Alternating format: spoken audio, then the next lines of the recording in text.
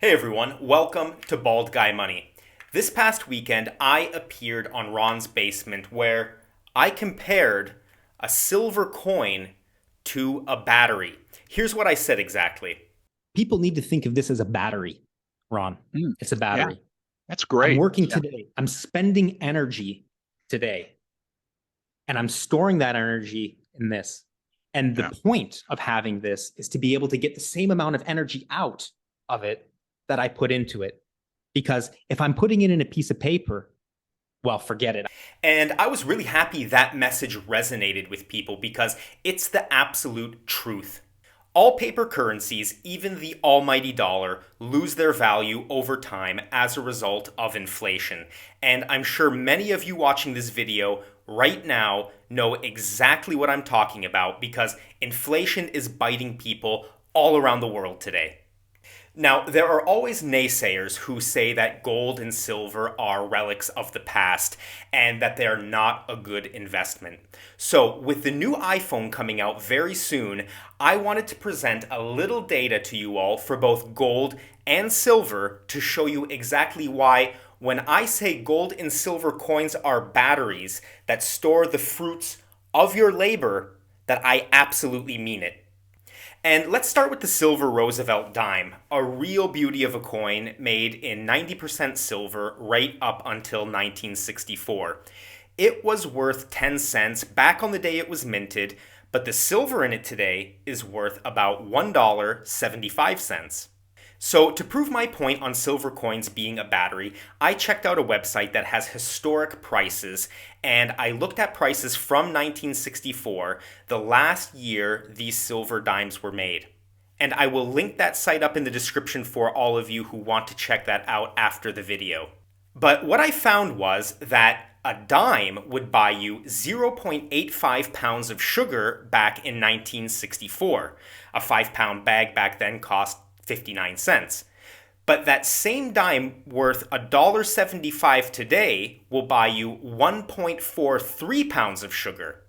And that price I took from Target's website. So here is one great example of the battery not only keeping the charge, but the charge becoming even more powerful with time. Another example I looked at was peanut butter, a favorite of mine, and back in 1964, that dime could buy you almost 5 ounces of peanut butter since a 3-pound jar cost 99 cents. But that same dime today will buy you 10 ounces of Jif peanut butter, also from the same website I checked the price for sugar. So this is yet another example of the charge getting stronger with time. Now, of course, we've all heard some twit say at least once in our lives, but silver was $50 back in the 1980s. Silver is a loser.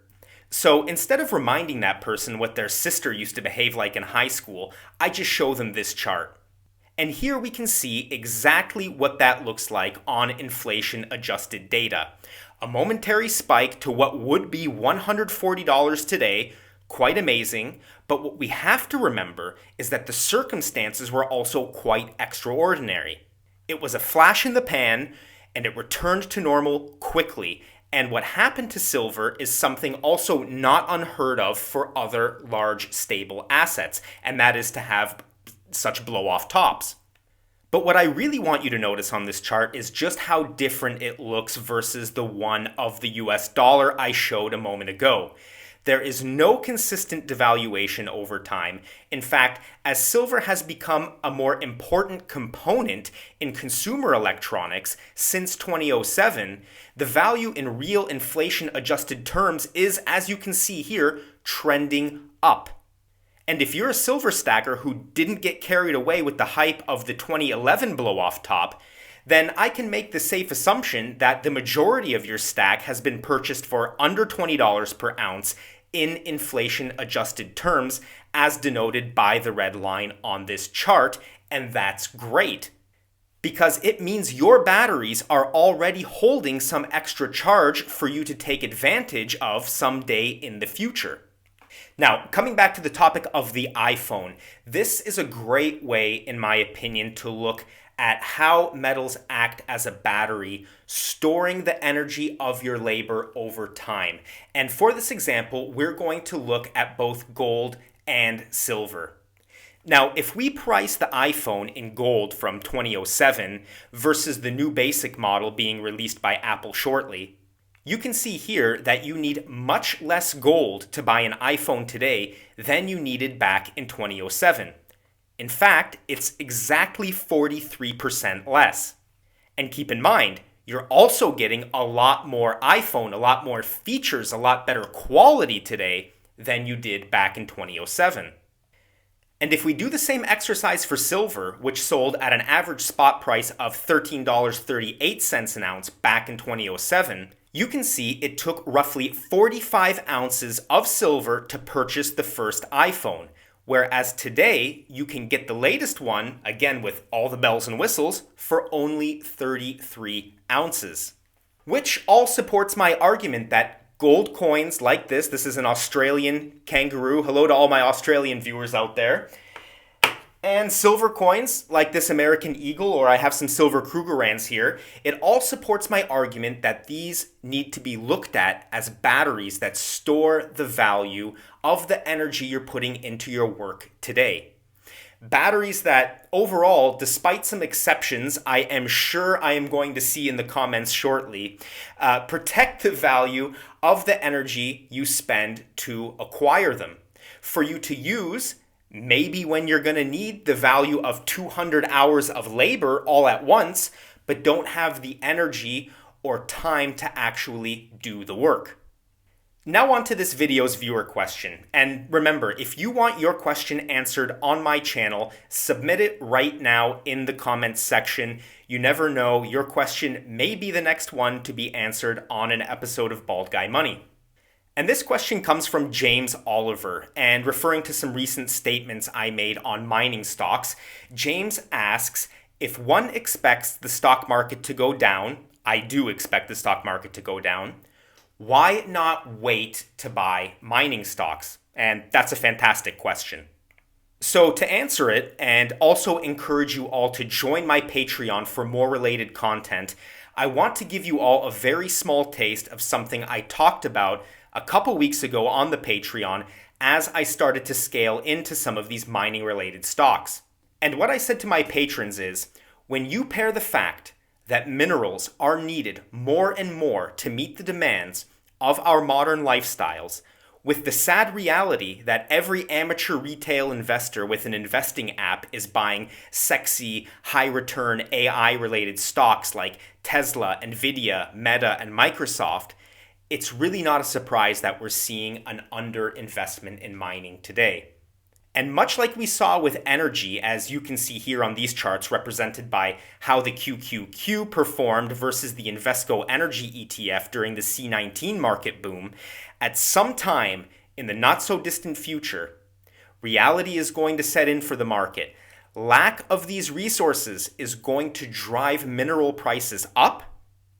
Profits for these mining companies will soar, and as a result, it will start attracting new investors seeking opportunity in mining. And I'm convinced that this will play out much in the same way it did for energy, because what we need to remember is that as the market topped out in December 2021, investors started to realize that the green energy and tech narratives were still years away from fully materializing. And as underinvestment in energy caused prices to spike, it created a rush into energy stocks, and I expect something similar to happen in mining.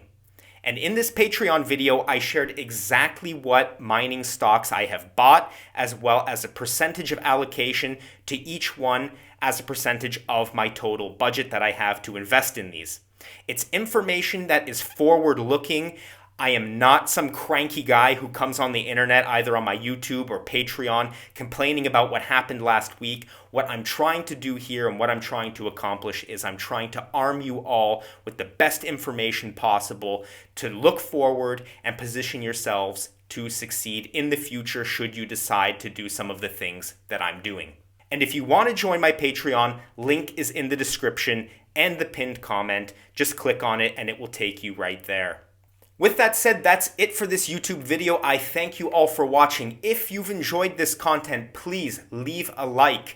Sadly, YouTube is not recommending my videos to people as much as it used to. I don't know whether I've run afoul of some of the algorithms' rules. I hear regularly now in tech people say freedom of speech, not freedom of reach. I do just want to say that your like makes a huge difference in more people getting this video recommended to them, and I think it's a message that people really need to see. So I would appreciate if you would leave a like, and until the next time we see each other, everybody, take care of yourselves and take care of each other. I'm wishing you all a fantastic weekend ahead.